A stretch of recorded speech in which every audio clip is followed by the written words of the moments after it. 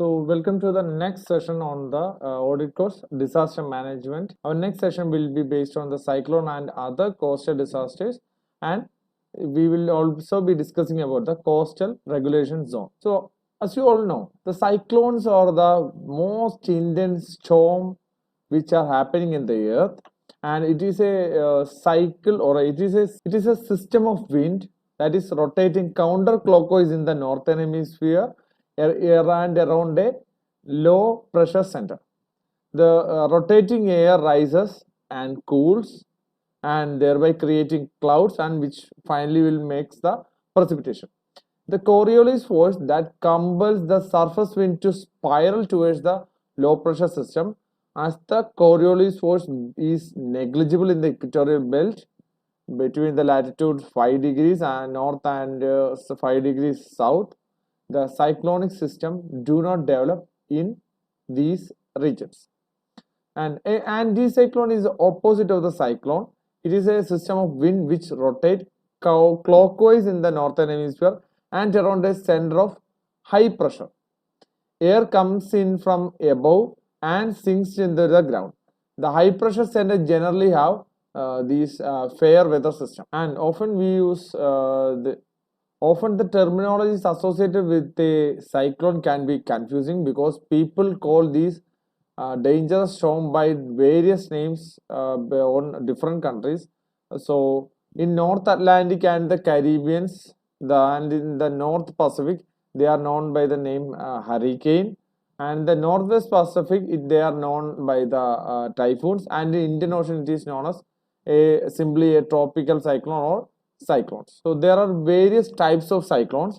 The first one is the tropical cyclone. It occurs of the tropical ocean region, and it is of two types, the hurricanes and the typhoons. Hurricanes are found in the Atlantic and the northeastern Pacific, whereas typhoons are found in the northwest Pacific. On the basis of the intensity of the wind speed, the cyclone is classified into 5 of the category, which range from 1 to 5, and the category 5 has a wind speed of above 155 miles per hour or above. The second type of cyclone is a polar cyclone. It occurs over the polar region of the Greenland, Siberia, and Antarctica. It is strong during the winter seasons. And the third and last one is the mesocyclones. It is a vortex of air within a convective storm. It is the air that rises and rotates around a vertical axis, and usually in the same direction as the low pressure system in a given hemisphere. These types of cyclones are accompanied by rotating air within the thunderstorm. So, how does a cyclone form? They are formed in, as we have discussed earlier, they are formed in a low pressure area. The topography and the intensity, as well as the frequency of cyclone that could strike a coast, decides the vulnerability of that place. The temperature difference between the warm rising and the cooler environment led to the rise of air to become buoyant and then moves upward. Then the high pressure area fills the air in the low pressure area. This cyclone continues as the warm air rises and the low pressure area is filled with cool air. They built up over a period of time, and the warm moist air rises and cools the water in the air and to form clouds. The whole system of clouds and the wind spins, and it grows fed by the ocean heat and the water evaporating from the ocean surface. When we are explaining, there are 6 factors which are responsible for the formation of a cyclone. The first one is the sufficient warm temperature at the sea surface. The second one is the atmospheric instabilities. The third one is the impact area of Coriolis force, so that the low pressure can be developed. The fourth one is the higher humidity level in the lower to middle levels of the troposphere. And the fifth one is a pre-existing low level focus or a disturbance. And the last one is the low vertical wind shear. There are different cyclones that have affected our country. The case study we are taking here is the cyclone Fani, which have happened during the May month of 2019.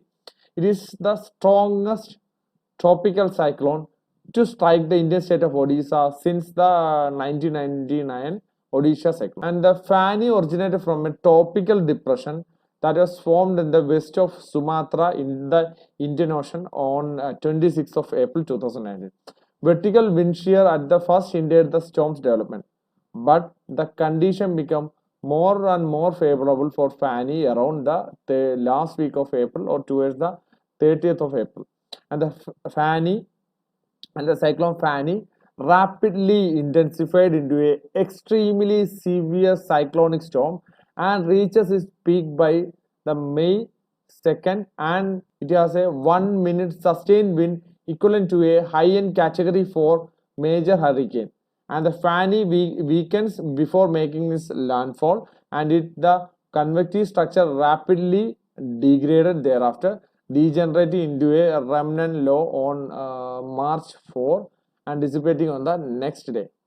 Prior to the Fani's landfall, authorities of India and Bangladesh move at least 1 million people each from the area within the Fani's projected path on the higher ground. And into the cyclone, they have been moved into the cyclone shelters, which is thought to have reduced the resultant death toll and the casualties. And the Fani has reported to kill around at least 89 people in the eastern India and Bangladesh, and cost around 8.1 billion US dollar in damage in both India and Bangladesh. Particularly, it has got a devastating damage happened in the state of Odisha in India. So cyclone is only one of the disturbances or one of the disasters which is happening in the coast. There are so many. We have seen the tsunamis, then the storm surges. There are so much disturbances and disaster that is happening in the coastal areas, like tsunamis that we have discussed, the storm surges we have discussed in the flood event, and even the cyclones.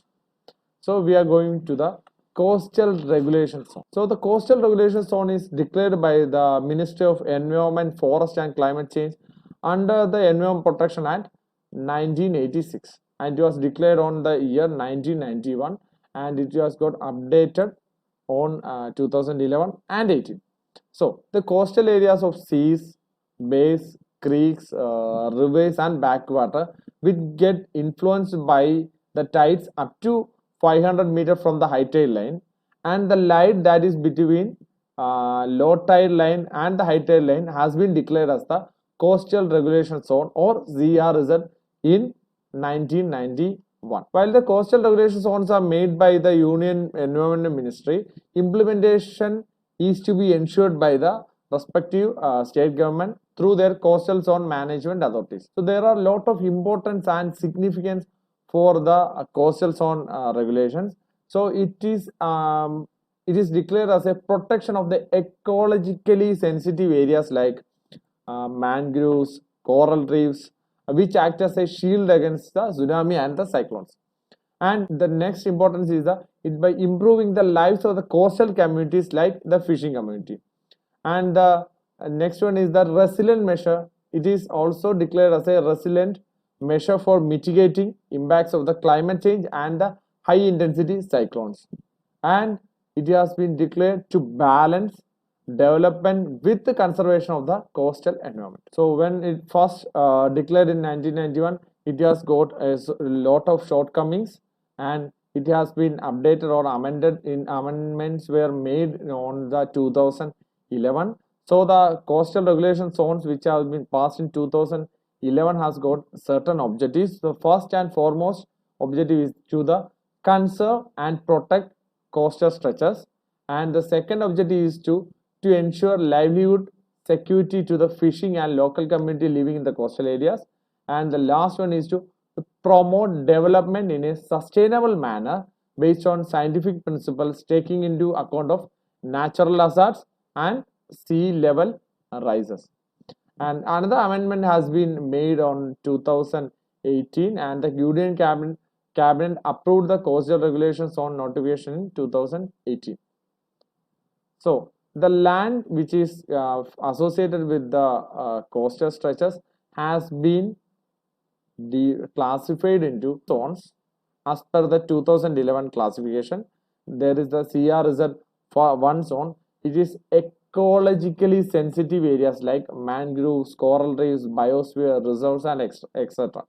So in each zone, there has been a set of rules which has been formulated and which should be followed strictly. And in the coastal regulation zone 1, there is no new construction shall be permitted in except if it is a project related to Department of Atomic Energy or construction of trans harbor ceilings and road without affecting the tidal flow of water between low tide line and high tide line, and between the low tide line and the high tide line in areas which are not ecologically sensitive.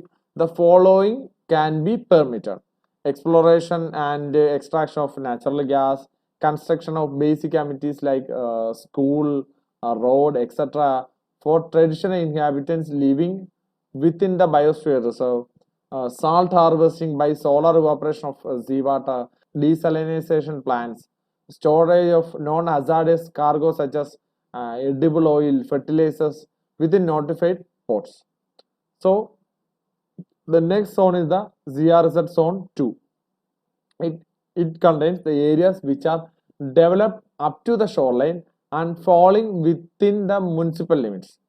And it includes the built-up area, villages and towns that are already well established. So the buildings are permissible on the landward side of the hazardous line, and other activities such as desalination plant are also permissible. Some constructions are permitted only as per the guidelines specified by the notification. And in the coastal zone 3, it includes the areas that are relatively undisturbed and do not fall under the either in category 1 or 2, and also can include rural and urban areas that are not substantially developed. And it occurs between 0 to 200 meters from the high tide line and is a no development zone where no structural construction or no construction shall be permitted. Only certain activities related to agriculture, forestry, projects of Department of Atomic Energy, mining of rare minerals, salt manufacture, and some non-conventional energy sources and certain public facilities may be permitted in the zone. Between 200 to 500 meters of the high tide line, those permitted in the 0 to 200 meters zone, construction of houses for the local community and tourist projects are permissible. And the last zone is the coastal regulation zone 4. The aquatic area, it includes the aquatic area from low tide line up to the territorial limit as classified in the ZRZ4, including the areas of tidal influenced water body. There is no restriction on the traditional fishing undertaken by local communities. No untreated sewage or solid waste shall be let off or dumped in these areas. And also a separate draft of the Island Protection Zone notification has also been issued for the protection of islands of Andaman Nicobar and the Lakshadweep under the Environment Protection Act of 1986. With this, our lecture session on cyclones, the coastal disasters and CR result came to an end. Thank you.